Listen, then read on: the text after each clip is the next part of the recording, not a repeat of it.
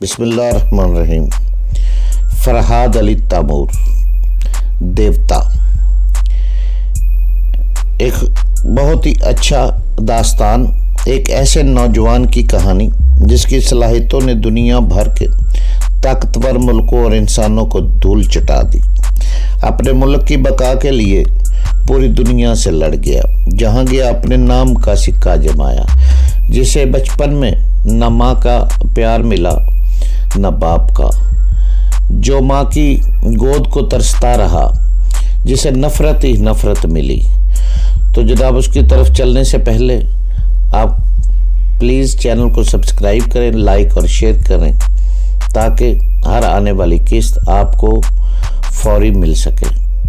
دیوتا فرحاد علی تیمور، قسط نمبر 116 تمہیں غصہ دکھانے کے سوا کچھ اور نہیں آتا۔ بہرحال اب اپنے بچاؤ کی فکر کرو۔ مجھے بتاؤ کہ وہ ٹرک کس راستے پر چل رہا ہے۔ میں نہیں جانتا، میں اس علاقے میں پہلی بار آیا ہوں۔ کسی انجانے علاقے میں پہنچ کر تم لوگوں کو اپنا دشمن کیوں بنا لیتے ہو؟ میں نے جان بوجھ کر دشمن نہیں بنایا ہے۔ تو پھر اس نے تمہیں ریوالور کی رد پر کیوں رکھا ہوا ہے؟ بیلونڈو ایک گہری سانس لے کر سوچ کے ذریعے کہنے لگا، سڑک کے کنارے جہاں تم نے مجھے پاگل بننے پر مجبور کر دیا تھا، وہاں فرحاد اور روما کے جانے کے بعد میں تنہا رہ گیا اور لفٹ حاصل کرنے کے لیے کسی گاڑی کا انتظار کر رہا تھا۔ تقریباً 1 گھنٹے تک انتظار کرتا رہا۔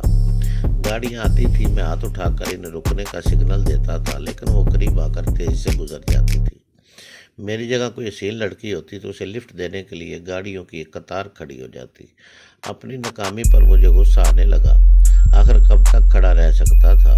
مجبور ہو کر میں نے ایک ٹوٹے ہوئے درخت کی طرف دیکھا۔ درخت چھوٹا سا تھا، اسے بڑی محنت سے کھینچتے ہوئے سڑک پر آیا اور راستے میں رکاوٹ کھڑی کر دی۔ اس وقت ایک ٹرک دور سے ہارن بجاتا ہوا آنے لگا۔ میں بیچ سڑک پر آ گیا اور دونوں ہاتھ کمر پر رکھ کر چیلنج کے انداز میں کھڑا ہو گیا، کیا میں یہاں سے گزر کر کوئی دکھائے؟ میرا یہ چیلنج مجھے بڑا مہنگا پڑا۔ ٹرک والوں نے سمجھا کہ میں پولیس کا آدمی ہوں۔ ٹرک کی تلاشی لینے کے لیے میں راستے میں رکاوٹ کھڑی کر کے کھڑا ہوں۔ پہلے تو اس خیال سے ٹرک سے اتر آیا کہ شاید میرے ساتھ پولیس کے مسلح جوان ہوں گے جو ادھر ادھر چھپے ہوں گے۔ پھر مجھے تنہا دیکھ کر ایک شخص نے ریوالور نکال لیا اور مجھ سے کہا میں درخت کو راستے سے ہٹا دوں، اور میں ریوالور کو دیکھ کر مجبوراً ان کے حکم کی تعمیل کرنے شروع کر دی۔ ڈرائیور نے اس شخص سے کہا، یہ کوئی معمولی آدمی نہیں ہے، کوئی تنہا شخص اس طرح رکاوٹیں کھڑی نہیں کرتا، یہ پولیس کا آدمی نہیں ہو سکتا۔ اس شخص نے تائید میں سر ہلا کر کہا، ہاں اس آدمی پر بھروسہ نہیں کیا جا سکتا۔ یہاں چھوڑ کر آگے بڑھے گئے تو یہ اگلے تھانوں میں کسی نہ کسی طرح اطلاع پہنچا دے گا کہ فلاں نمبر کا ٹرک روک لیا جائے۔ اس کے بعد ہمارے اور بھی ٹرک آنے والے ہیں۔ اس ایک ٹرک کی وجہ سے وہ سب بھی پولیس کی نظروں میں آ جائیں گے۔ ڈرائیور نے مشورہ دیا کہ اسے یہیں ختم کر دینا چاہیے۔ اسے ختم کر دینا تو آسان ہے، لیکن ہم اس کی لاش کہاں چھپائیں گے؟ بہتر ہے کہ ہم اسے اپنے ساتھ سرحد پار لے جائیں، وہاں اس کی زندگی اور موت کا فیصلہ کیا جائے گا۔ انہوں نے آپس میں مشورہ کرنے کے بعد مجھے ٹرک میں بیٹھنے کے لیے کہا اور اب میں ان کے درمیان بیٹھا ہوں۔ انہوں نے مجھے دھمکی دی ہے کہ اگر میں نے ذرا بھی شور مچایا تو وہ خود کو خطرے میں ڈالنے سے پہلے مجھے ہلاک کر دے گی۔ صبح ہوتے ہی ہم پشاور سے گزر چکے ہیں۔ اس وقت میں یہ نہیں کہہ سکتا کہ یہ راستے کس پر چل رہے ہیں۔ میں نے بیلونڈو کو مشورہ دیا کہ وہ ڈرائیور سے بات کرے۔ بیلونڈو نے ڈرائیور کو مخاطب کرتے ہوئے ایک سگریٹ کی خواہش ظاہر کی۔ مجھے ڈرائیور کی آواز سنائی دی، وہ ڈانٹ کر کہہ رہا تھا، چپ چاپ بیٹھے رہو، اب تمہاری کوئی خواہش پوری نہیں ہوگی۔ ذبح کرنے سے پہلے تمہیں اچھی طرح کھلایا پلایا جائے گا۔ ڈرائیور کے باتیں کرنے کے دوران میں اس کے دماغ میں پہنچ گیا۔ وہ ڈرائیونگ کے دوران ونڈ اسکرین کے باہر دیکھ رہا تھا۔ جو مجھے اس کی آنکھیں دیکھ رہی تھی وہی اس کا دماغ سوچ رہا تھا۔ وہ جس راستے سے گزر رہا تھا وہ راستہ کیسا ہے، اور آس پاس جو پہاڑیاں اور درخت ہیں وہ چھوٹی چھوٹی کچی آبادیاں گزرتی جا رہی ہیں۔ وہ کیسی کچی آبادیوں میں سڑک کے کنارے کعوہ خانے اور جو کچھ بھی ہے، وہ سوچ کو پڑھتے ہی پتہ چل گیا کہ وہ اسی راستے سے گزر رہے ہیں جس راستے سے گزر کر میں یہاں آیا ہوں۔ میں پتھر سے اتر کر کار کی طرف جانے لگا۔ बैल बंडू को समझाने लगा कि तुम ठीक रास्ते पर जा रहे हो, आगे जाकर एक मुकाम पर फराज से तुम्हारी मुलाकात होगी। मैं सड़क के इसी हिस्से में ड्राइवर को मजबूर कर दूंगा कि गाड़ी रोक दे। इस दौरान रिवाल्वर वाले की तवज्जो भटकते ही तुम उससे निपट लेना। बैल बंडो मुताअत होकर बैठ गया। मैं कार के पास आकर खड़ा हो गया और इंतज़ार करने लगा कि थोड़ी देर बाद मैंने एक टीले पर चढ़कर ट्रक की जानब देखा। मुझे सड़क पर एक ट्रक गुजरता हुआ नजर आया। अब मुझे मालूम करना था कि ये वही ट्रक है या नहीं, क्योंकि जो लोग बैठे हुए थे वो इतनी दूर से नज़र नहीं आ सकते थे। मैं अपने मतलूबा ट्रक को सिर्फ दिमागी बिसारत से पहचान सकता था। मैंने पहचानने की खातिर ड्राइवर के दिमाग को एक झटका पहुंचाया तो अचानक उसकी सोच में कहा, ओहो मेरे पाँव कांप रहे हैं, अरे अरे मेरा पैर रेस से हट रहा है, मेरे हाथों में स्टीयरिंग बहक रहा है। उसके साथ ही मैंने दूर सड़क पर देखा वो ट्रक डगमगाने लगा, फिर वो अचानक ही रुक गया। वो एक झटके से इस तरह रुका था, बैठने वाले डैशबोर्ड से टकरा गए थे। बैल बंडो पहले ही तैयार बैठा हुआ था। उसने फौरन ही उस शख्स का रिवाल्वर वाला हाथ पकड़कर ऊपर को उठा दिया, फिर पहलू बदलकर उसके मुंह पर एक खड़ी हथेली जमा दी। पहले वो शख्स डैशबोर्ड से टकराया, वहाँ से जख्मी होकर उसने कोशिश तो की, मगर बैल बंडू के एक ही हाथ ने उसके ज़हन पर तारीकियों से नचा दी। ड्राइवर ने इस पर चपटाना चाहा तो उसका भी यही हाल हुआ। सिर्फ 10 मिनट में उसने दोनों को बेहोश कर दिया। मैंने उसे हुक्म दिया कि वो दोनों को ट्रक के पीछे ले जाकर डाल दे। ट्रक के पीछे सामान भरा हुआ था। उसने बड़ी मुश्किल से जगह बनाकर इन दोनों के लिए दरवाज़ा खोल दिया। उसने मुझ पर एक नज़र डाली और मौके मुताल्लिक बहुत कुछ पूछना चाहता था, लेकिन मसलन खामोशी से बैठ गया। मैं कार को तेज़ से ड्राइव करता हुआ उस जगह वापस जाने लगा जहाँ बैठकर मैंने मुराकबा किया था। मास्टर यूसुफ के जेल तक पहुँचने की नाकाम कोशिश की थी। वो जगह इस कदर वीरान और सुनसान थी कि वहाँ हम दोनों के दरमियान कोई मुदाखलत करने वाला न होता।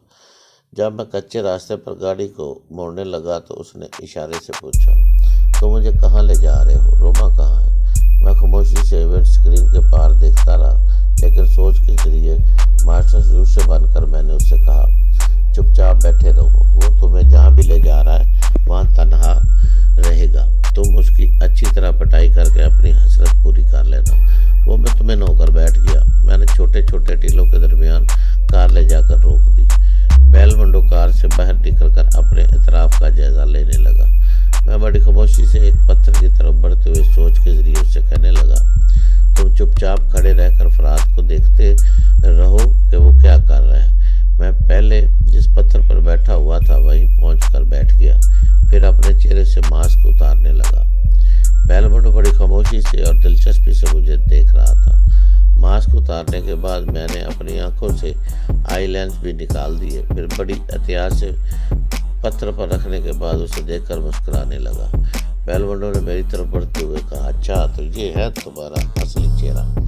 मैंने मुस्कुराकर जवाब दिया, हाँ, तुम्हारे सामने फराज का असली चेहरा। अपने इस नादीदा शैतान से कहो तो वो तुम्हारे जरिए मेरी आंखों में जाके और तुम्हारी तरह मुझे भी ज़हनी तौर पर गुलाम बना ले। वो मुझसे 2-4 कदम के फासले पर आकर रुक गया, फिर मेरी आंखों में झांकते हुए सोच के जरिए मास्टर यूसुफ को पुकारने लगा, शैतान तुम कहाँ हो? तुमने तो कहा था कि अगर मैं फराज की आंखों में झांकूंगा और उससे बातें करने पर मजबूर कर दूंगा तो तुम उसके दिमाग को कंट्रोल कर लोगे।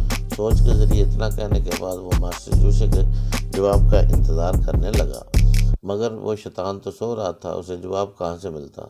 मैंने पतलून की जेब में हाथ डालकर मुस्कुराते हुए पूछा, क्या हुआ बैल बंडो? क्या मेरे सामने आते ही तुम्हारा वो शैतान भाग गया? बैल बंडो ने सर हिलाकर कहा, हाँ, मैंने बहुत पहले अपने बुजुर्गों से सुना था कि एक शैतान के सामने दूसरा शैतान नहीं ठहरता। मैं हैरान हूँ कि मेरे दिमाग से कहाँ गायब हो गया।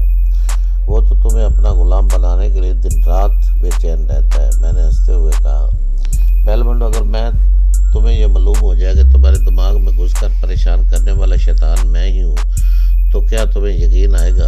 अगर तुम वही शैतान हो तो इस वक्त मैं अपने आप को سب سے زیادہ خوش نصیب سمجھوں گا۔ ویسے بھی مجھے اس سے غرض نہیں کہ تم ہی میرے اور رما کے دماغ میں گھس کر شیطانی حرکتیں کرتے رہتے ہو، یا پھر فراد کی حیثیت سے تمہاری الگ شخصیت ہے۔ تم جو کوئی بھی ہو، میرے لیے مصیبتوں کا باعث بنتے رہے ہو۔ اب میں تمہیں دکھاؤں گا کہ بیل منڈو کتنا بڑا شیطان ہے۔ وہ میرے سامنے آ کر للکارنے والا کبھی اپنے پیروں سے چل کر واپس نہیں گیا۔ آج یہاں سے تمہاری لاش 4 کاندھوں پر جائے گی۔ یہ کہتے وہ تیزی سے پینترا بدل کر میرے سر پر آ پہنچا۔ میرا ایک ہاتھ پتلون کی جیب میں تھا۔ جیب کے اندر ہی میں نے نسوار کی ڈبیا کھول لی۔ اس میں سے ایک ہاتھ سے اس کے کراٹے کے وار کو روکا، دوسرے ہاتھ سے اس کے نتنوں کے قریب ڈبیا سے نسوار اچھال دی۔ آچھی وہ چیختا ہوا 2 قدم پیچھے چلا گیا۔ پھر ذرا سنبھل کر آگے بڑھنے کی کوشش کی تو چینکوں نے اس پر حملہ کر دیا۔ وہ چینکنے کے دوران ذرا سا جھکا تو میں نے ایک زبردست کونسا اس کی ناک پر جڑ دیا۔ اس کی مصنوعی ناک ایک طرف سے اکھڑ کر دوسری طرف چہرے پر لٹک گئی۔ وہ مائکرو فلم میرے وہاں سے گر کر زمین میں لٹکتی ہوئی میرے قدموں کے پاس آ کر رک گئی۔ بیل منڈو کا چہرہ بڑا ہی بھیانک ہو گیا تھا۔ غصے کی حالت میں سرخ دیدے پھیلے ہوئے تھے۔ اس کے ناک کی جگہ ایک تاریک گڑھا سا نظر آ رہا تھا۔ اس کی مصنوعی ناک ایک طرف سے چہرے پر لٹک رہی تھی۔ ایسے معلوم ہوتا تھا کہ ٹوٹی ہوئی کھڑکی پر چپکا ہوا کاغذ ایک طرف سے اکھڑ گیا ہو اور ہوا کی زد میں ادھر ادھر پھڑپھڑا رہا ہو۔ کمزور دل والوں کے لیے وہ چہرہ بڑا بھیانک ہو گیا تھا، مگر مجھ جیسے تماش بین کو وہ بڑا مضحکہ خیز لگ رہا تھا۔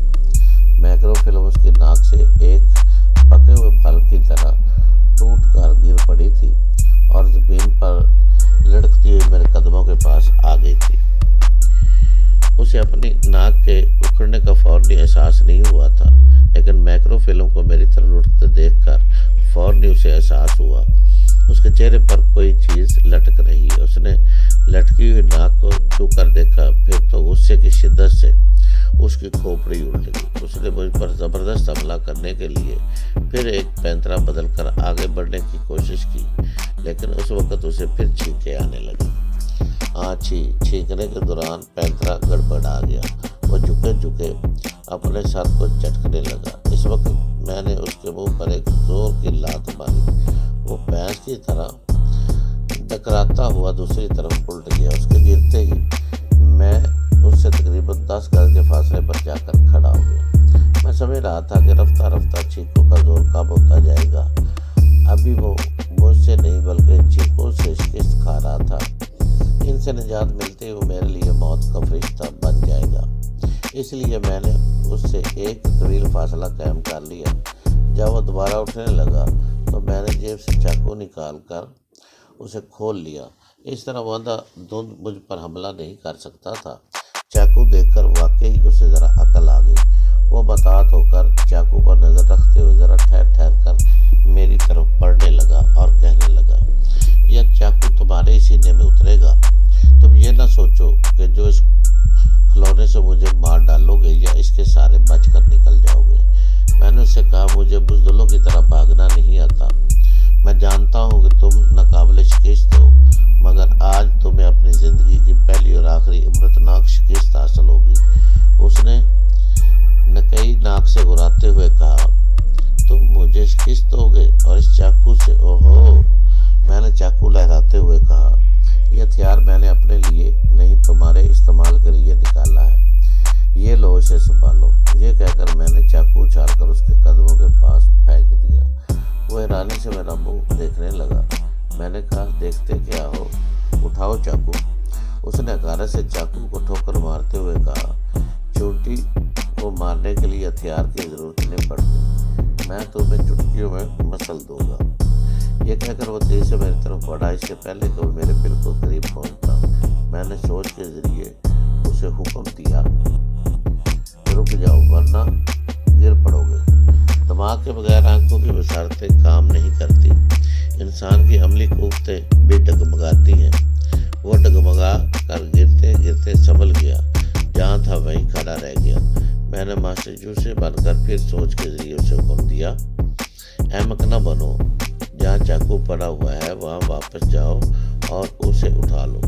میں نہیں اٹھاؤں گا۔ وہ بری طرح جھنجھلا کر کہنے لگا۔ میں اسے 4 قدم کے فاصلے پر کھڑا تھا۔ اسے پورا یقین تھا کہ وہ مجھے چٹکیوں میں مسل دے گا۔ اسے اپنے طاقت پر بڑا فخر تھا، مارشل آرٹ پر فخر تھا۔ ہر شخص اپنی صلاحیتوں پر ناز کرتا ہے اور ضرورت کے وقت صلاحیتوں کو ہتھیار کے طور پر استعمال بھی کرتا ہے۔ مجھے بھی اپنی صلاحیتوں پر بڑا ناز تھا۔ بات صرف اتنی سی تھی کہ وہ اپنی جسمانی قوتوں کو آزمانا چاہتا تھا اور میں دماغی قوتوں کو آزما رہا تھا۔ وہ بدستور چلا کر کہہ رہا تھا، شیطان کے بچے، میرا دشمن ابھی میری مٹھی میں ہے۔ تجھے تیری شیطانیت کا واسطہ، ابھی میری گردن چھوڑ دے۔ میں اس کی گردن توڑ کر اپنی حسرت پوری کرنا چاہتا ہوں۔ میں اس کے سامنے لب خاموش کیے کھڑا تھا اور سوچ کے ذریعے اسے حکم دے رہا تھا۔ میں تم سے بہت پہلے کہہ چکا ہوں کہ ہر شخص کے پاس اپنی انفرادی صلاحیتیں ہوتی ہیں۔